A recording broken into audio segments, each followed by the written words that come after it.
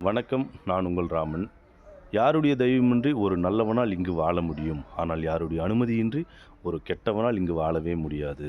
ஒரு நல்லவன் இருக்கா அப்படின்னா, எந்த ஒரு குற்ற உணர்ச்சியும் இல்லாம, எந்த ஒரு தவறும் செய்யாதவன் நிம்மதியா வாழலாம், நிம்மதியா நடக்கலாம், நிம்மதியா தூங்கலாம். ஆனால் ஒரு கெட்டவன் தான் செய்ற அந்த கெட்ட செயல்கள யாரோ ஒருத்தரு பணத்துக்காகவோ, பதவிக்காகவோ அனுமதிச்சா மட்டும் தான் அந்த கெட்டவன் நெனச்ச அந்த வாழ்க்கைய அவனால வாழ முடியும்.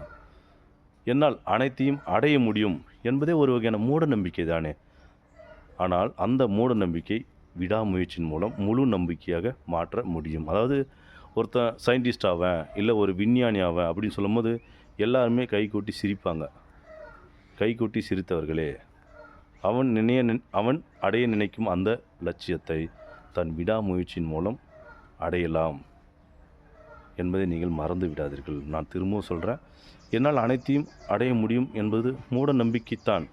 ஆனால் அந்த மூட நம்பிக்கையை தன் விடாமுயற்சியின் மூலம் முழு நம்பிக்கையாக மாற்றக்கூடிய சக்தி தனி மனிதனுக்கு உண்டு.